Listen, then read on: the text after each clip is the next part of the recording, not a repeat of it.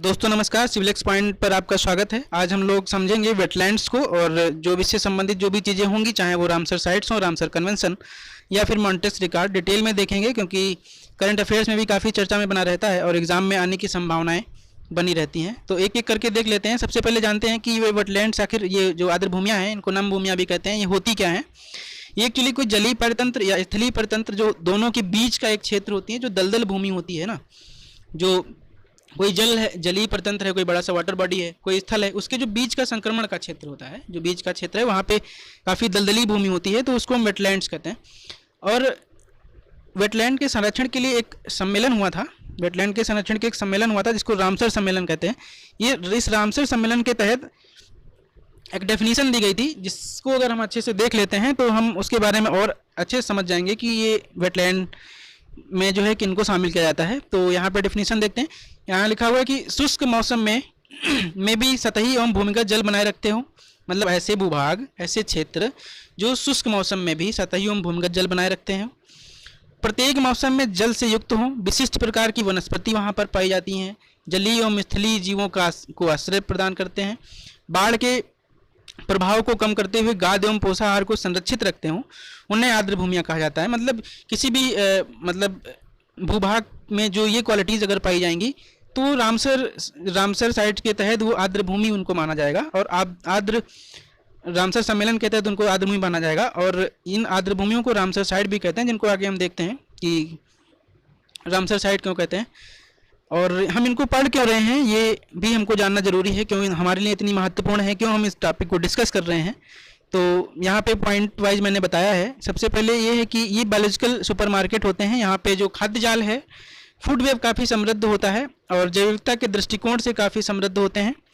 इनको kidneys of landscape बोला जाता है, किडनीज ऑफ लैंडस्केप बोला जाता है। भूदृश्य के गुर्दे, एक्चुअली होता क्या है ना, जैसे हम लोगों के बॉडी में ब्लड को जो प्योरीफाई करता है वो क्या करता है, किडनी करता है, किडनी ब्लड को प्योरीफाई करता है। इसी तरीके से ये जो वेटलैंड्स होते हैं ये वाटर को प्योरीफाई करते हैं। ये एक तरीके से जल को जो है प्रदूषण से बचाते हैं, जल को जो है मतलब प्योरीफाई करते हैं।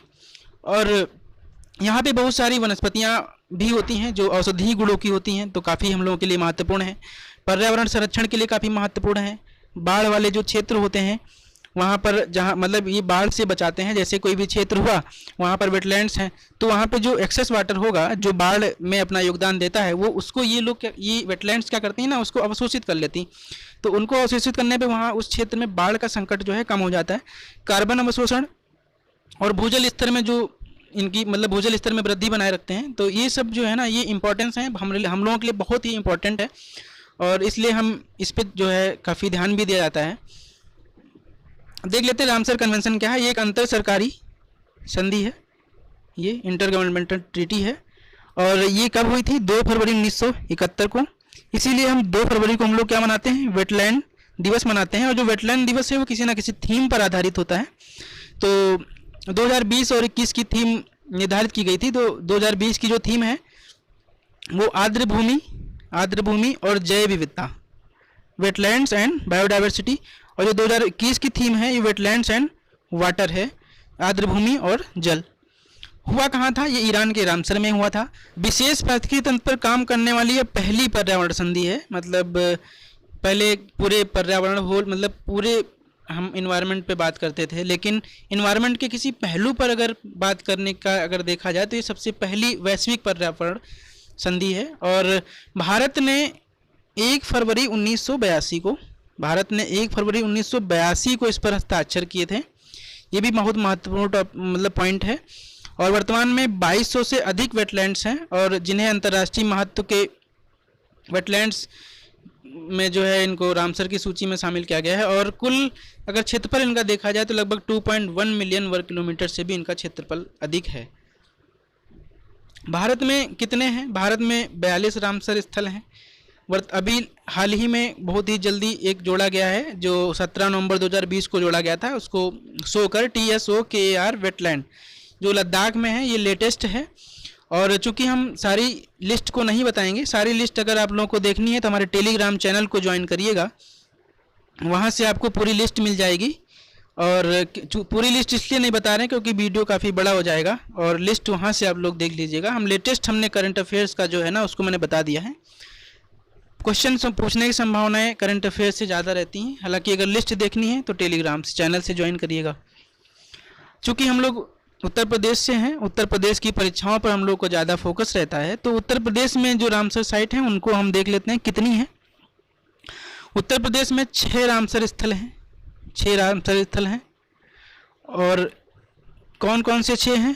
पहला है नवाबगंज पक्षी अभयारण्य उन्नाव, दूसरा पार्वती अर्गा अभयारण्य गोंडा में है, तीसरा समन पक्षी विहार मैनपुरी में है, चौथा समसपुर पक्षी विहार रायबरेली में है, सांडी पक्षी विहार हरदोई में है, और सरसई नवर झील कहाँ है? इटावा में है। ये 6 हैं, इनको रट लीजिएगा, एग्जाम में आने की संभावनाएं बहुत ज़्यादा रहती हैं, काफ़ी इंपॉर्टेंट है। भारत की सबसे छोटी रामसर साइट अगर देखा जाए तो वो रेणुका झील है हिमाचल प्रदेश में, और सबसे बड़ी रामसर साइट सुंदरबन है।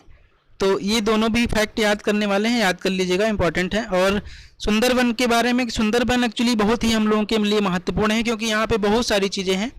चाहे विश्व का सबसे बड़ा डेल्टा हो, सुंदरबन है विश्व का सबसे बड़ा डेल्टा। गंगा नदी और ब्रह्मपुत्र नदी का जो है जहाँ पे गिरती हैं वहाँ पर ये डेटा बनता है। यूनेस्को का जो है बायोस्फीयर रिजर्व में भी शामिल है, वर्ल्ड हेरिटेज साइट भी है, रामसर साइट भी है, नेशनल पार्क भी है, टाइगर रिजर्व भी, मतलब बहुत सारी चीज़ें हैं, हम लोगों के लिए काफ़ी महत्वपूर्ण है। परीक्षा में कहीं ना कहीं किसी न किसी रूप में इसको पूछा जा सकता है। उसके बाद एक जो है रिकॉर्ड है जिसको मॉन्ट्रेक्स रिकॉर्ड बोलते हैं। ये भी एक तरीके से लिस्ट है, एक दस्तावेज है, और इस दस्तावेज में उन आर्द्रभूमियों को शामिल किया जाता है जो आर्द्रभूमियाँ किसी न किसी संकट से जूझ रही हों, उनका डिग्रेडेशन हो रहा हो, निम्नीकरण हो रहा हो। तो वहाँ पे उसके कारण, मतलब जैसे कि कोई भी कारण है, जैसे मानवीय हस्तक्षेप है या तकनीकी हस्तक्षेप है या पॉल्यूशन की प्रॉब्लम वहाँ पे बहुत ज़्यादा है, उसकी वजह से अगर उसका निम्नीकरण हो रहा है तो उनको हम मॉन्ट्रेक्स रिकॉर्ड में डालते हैं।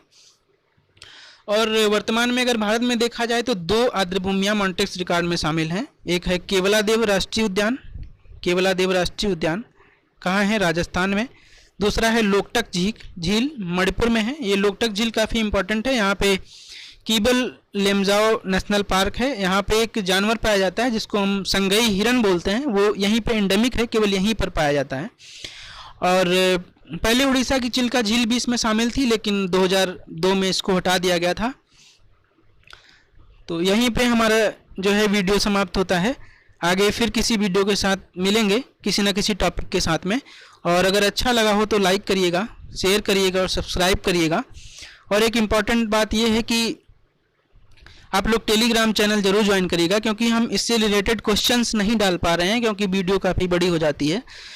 तो प्रश्न अभ्यास आप लोग टेलीग्राम चैनल पर करिएगा, वहाँ पर हमारे टीम के मेंबर्स प्रश्नों को डाल रहे हैं, और वहाँ पे आप जा कर के इससे रिलेटेड और उसके अलावा और भी टॉपिक्स पर बहुत सारे क्वेश्चंस वहाँ पे आपको मिलेंगे, और वहाँ पे जा कर के प्रैक्टिस करिएगा।